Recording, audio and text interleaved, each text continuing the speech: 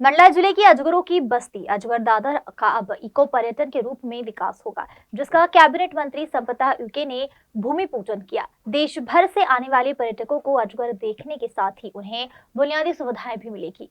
One परिक्षेत्र अंजुनिया अंतर्गत ककैया गांव में कान्हा नेशनल पार्क से लगे जंगल के करीब 5 से 7 एकड़ के इलाके में अजगरों की बस्ती है।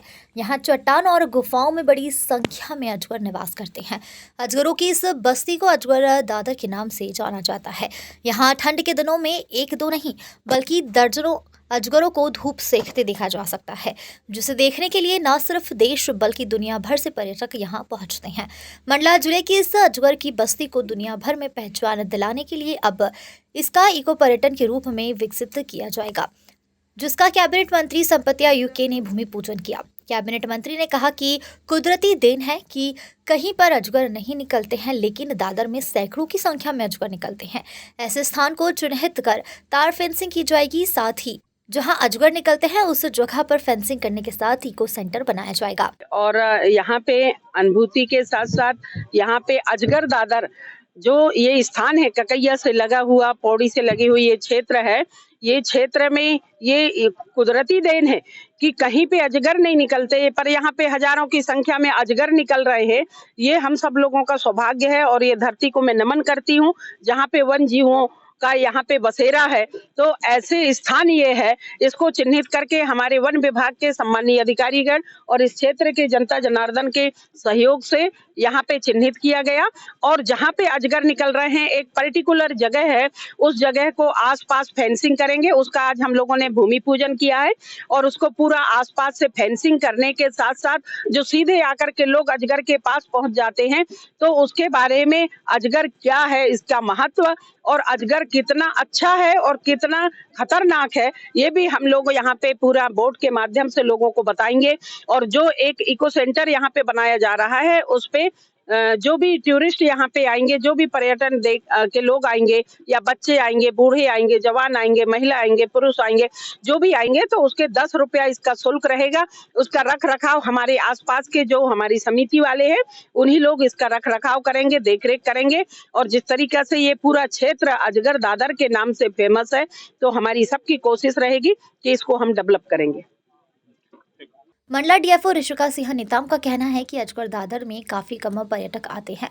पर्यटकों की संख्या बढ़ाने के लिए इको सेंटर बनाने के साथ बुनियादी सुविधाएं जुटाई जा रही है। पर्यटकों के बैठने, पेयजल सहित अजगरों से जुड़ी जानकारी दी जाएगी। अजगर तो यहाँ पे अजगर दादर में काफी लंबे समय से यहाँ पे निवासरत रहे हैं। कुछ लोग आते हैं, कुछ कम पर्यटक आते हैं यहाँ पे देखने के लिए, लेकिन अभी तक संरक्षण के क्षेत्र में हमने इतने ज्यादा इंतजामात नहीं थे। हमने अभी तक सिर्फ नॉर्मल फेंसिंग की हुई थी, जिससे कई बार ऐसी शिकायतें मिलती थी कि अजगरों को नुकसान पहुंचाया जाने की घटनाएं आई थी सामने। तो हम चाहते हैं कि क्योंकि एक बहुत अच्छा क्षेत्र है जहाँ पे सैकड़ों की तादाद में अजगर, जो एक हमारा रॉक पाइथन इंग्लिश में बोलते हैं, शेड्यूल वन प्राणी है, और ये हमारा जिम्मेदारी है, हमारी रिस्पॉन्सिबिलिटी है उनका संरक्षण की। तो उस उद्देश्य से हमने इसके संरक्षण के लिए एक प्लान बनाया है। उसी प्लान के अंतर्गत हम यहाँ पे फेज वाइज मैनर पे हम जो भी यहाँ पर्यटक आते हैं, उनके सुलभता के लिए, उनकी सुविधा के लिए हम यहाँ पे कुछ सुविधाएं रखेंगे। साथ में उनकी जानकारी और बढ़े, इसके लिए भी हम साइनेज बोर्ड और व्यवस्थाएं यहाँ पे हम करेंगे। तो मेन उद्देश्य ये है कि हम अजगरों की संरक्षण तो करें ही, साथ में संरक्षण के साथ हम लोगों में अजगरों के प्रति और जो भ्रांतियां हैं उसको हम दूर करें और जानकारियां उनको उपलब्ध कराएं। और इसके लिए हम पेयजल व्यवस्था की हम व्यवस्था करेंगे, पर्यटकों के बैठने की व्यवस्था करेंगे और प्रॉपर गाइड की व्यवस्था करेंगे।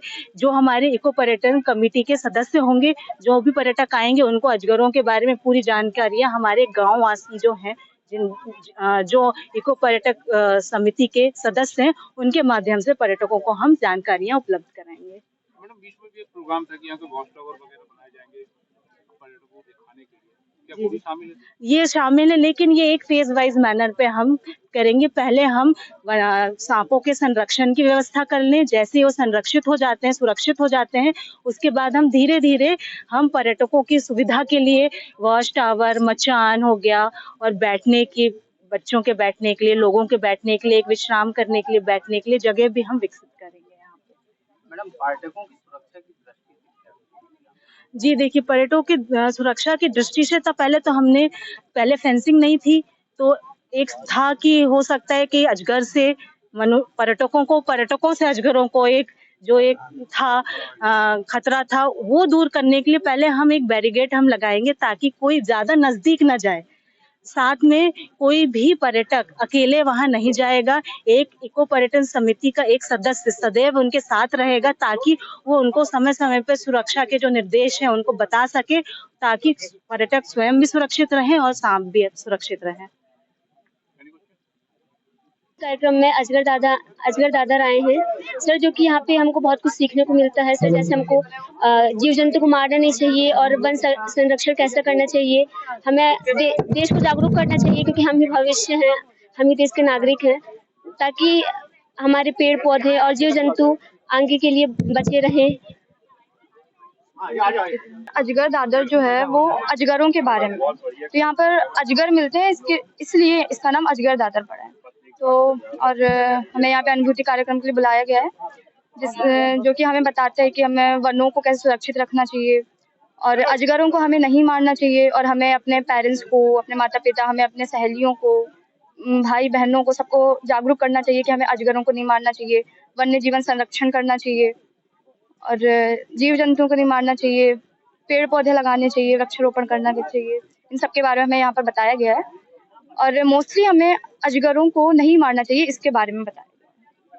कैबिनेट मंत्री का प्रभार संभालने के बाद से संपत्ति आयुक्त ने अपने गृह जिले मंडला को एक के बाद एक सौगात दी है।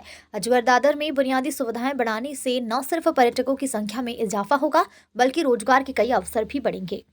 मंडला से सलीम खान की रिपोर्ट।